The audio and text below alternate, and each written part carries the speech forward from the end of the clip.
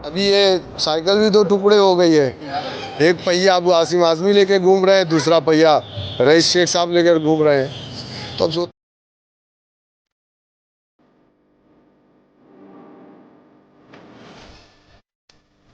अब मैं आवाम से ये गुजारिश करना चाहूँगा कि आपकी लड़ाई मैं पूरी ताकत से लड़ने के लिए मैदान में उतरा हूँ। अब ये कौम के लोगों की जिम्मेदारी है कि वो एक पढ़े लिखे और समझ वाले लोगों को लाकर अपना नेता और अपना कारपोरेटर और अपना जो है लीडर बना के कॉरपोरेशन में भेजे।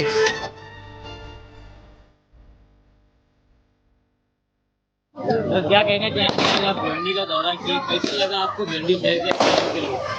देखिए, भिवंडी के अंदर इंशाअल्लाह आवाम की जो मोहब्बतें हैं और पब्लिक का जो सपोर्ट मिल रहा है पार्टी को, वो गैर मामूली है। और इंशाअल्लाह अल्लाह ने चाहा तो यहाँ से कामयाबी ज़रूर मिलेगी। और अच्छा है, बैरिस्टर असदुद्दीन ओवैसी साहब को लेकर के आवाम में बहुत ही बेदारी है। आवाम समझ रही है इस बात को कि बैरिस्टर असदुद्दीन ओवैसी साहब ही वो शख्स हैं जो मुसलमानों के हर मसले पर, चाहे मामला वो ट्रिपल तलाक का हो, शरीयत में मुदाखलत का, चाहे मामला औकाफ का हो, चाहे मामला CNRC का हो, चाहे मामला मॉब लिंचिंग का हो, मुसलमानों के हर इशू पर अगर कोई बोलता है हिंदुस्तान की पार्लियामेंट में, तो इस बात से कोई इनकार नहीं कर सकता कि वो बैरिस्टर असदुद्दीन ओवैसी साहब हैं। तो यकीनन जब मुसलमानों के हर इशू पे बैरिस्टर साहब आवाज़ उठाते हैं तो बैरिस्टर साहब ही मुसलमानों के वोटों के हकदार भी हैं। तो इंशाल्लाह उम्मीद है कि इस बार भिवंडी से कामयाबी ज़रूर मिलेगी।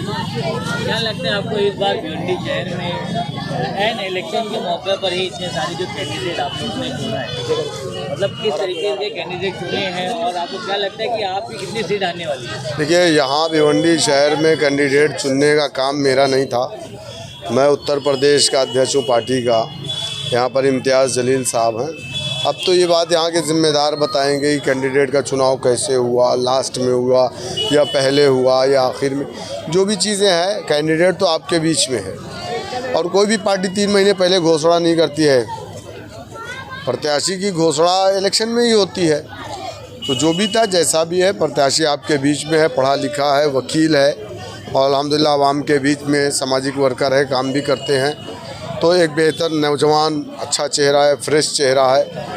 तो वार्ड नंबर 7 से जो हमारे उम्मीदवार हैं, तो मैं लोगों से अपील करूंगा कि इनको वोट डालें इंशाल्लाह। लगता है जिस तरह से MIM पार्टी को यूपी में रिस्पांस मिला, तो क्या भिवंडी शहर में भी उसी तरीके से? नहीं, बिल्कुल मिलेगा। ज़्यादातर यूपी वाले लोग नहीं, बिल्कुल मिलेगा इंशाल्लाह। अभी तो मैं मिल कर के आया हूँ लोगों से और लोगों से मिल भी रहा हूँ। तो भिवंडी शहर तो खैर उत्तर प्रदेश के लोगों ने ही बसाया है, बल्कि अगर कहा जाए तो मुमरा है, भिवंडी है, बॉम्बे को ही उत्तर प्रदेश के लोगों ने डेवलप किया है, खड़ा किया है। लेकिन कुछ लोग आकर के यहाँ पे थोड़ा ओछी राजनीति करते हैं, वो भी उत्तर प्रदेश के ही हैं, वो भी उत्तर प्रदेश के हैं। अभी आप देखिए समाजवादी पार्टी के जो मुखिया अबू आसिम आजमी साहब, अभी ये साइकिल भी दो टुकड़े हो गई है। एक पहिया अबू आसिम आजमी लेके घूम रहे हैं, दूसरा पहिया रईस शेख साहब लेकर घूम रहे हैं। तो वो तो पंचर साइकिल थी ऑलरेडी, अब तो 2 टुकड़े में भी हो गई है। लेकिन पतंग है अल्हम्दुलिल्लाह बुलंदी पर है और आवाम उड़ाना भी चाह रही है और उड़ेगी भी 15 तारीख को इंशाल्लाह। आप एडवोकेट भी हैं और इस बार आप कैंडिडेट हैं वार्ड नंबर 7 से, क्या सोचकर आपने ये इलेक्शन लड़ने की सोचा? ताहिर भाई, आपको मैं आपके न्यूज़ चैनल के माध्यम से बताना चाहता हूँ कि मुसलमानों के मसाइल के लिए जब भी ज़रूरत पड़ी तो कौम ने एक काबिल वकील को ढूंढा जो जाके जो है पुलिस महकमे से और जितने भी कानूनी महकमे हैं उनसे लड़ाई लड़ सके। लेकिन ये हमारी ये बदहाली का आलम ये है कि हमने कभी एक अच्छे काबिल वकील को अपना कॉरपोरेटर या अपना नेता नहीं बनाया।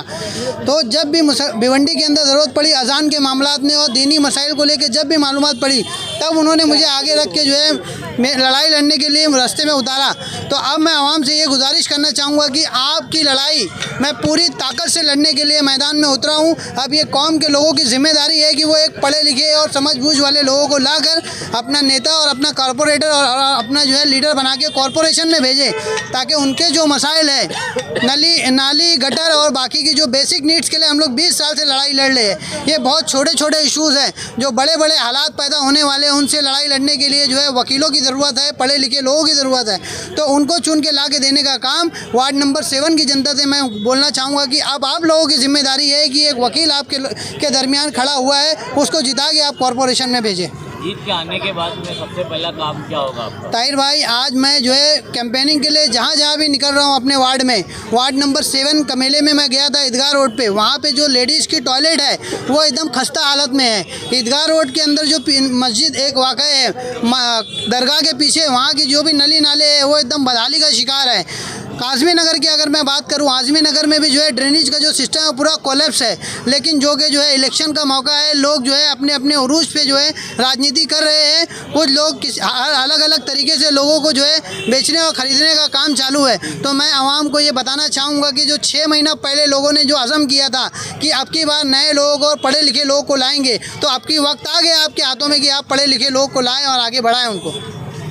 लगता है इस बार MIM यहाँ पे भिवंडी में कैंडिडेट आएंगे? इंशाल्लाह हमें अल्लाह की ज़ात से उम्मीद है। और भिवंडी शहर में जो हमने रोड पे उतर के काम किया, ग्राउंड लेवल पे हमने जो काम किया, फॉर एग्ज़ाम्पल जब रसूल गिरामी वक़ार सल्लल्लाहु अलैहि वसल्लम की शान में गुस्ताखी हुई तो एक वाहिद पार्टी है मजलिस इत्तेहादुल मुस्लिमीन। मैं चैलेंज दे रहा हूँ, एक पार्टी बता दे कि वो रामगिरी महाराज पे FIR किया। सिर्फ वाहिद पार्टी मजलिस इत्तेहादुल मुस्लिमीन थे। हमने कभी शांतिनगर में पुलिस स्टेशन में गुस्ताखी रसूल के ख़िलाफ़ FIR किया, कभी भुईवाड़ा पुलिस स्टेशन में जाकर हमने FIR किया।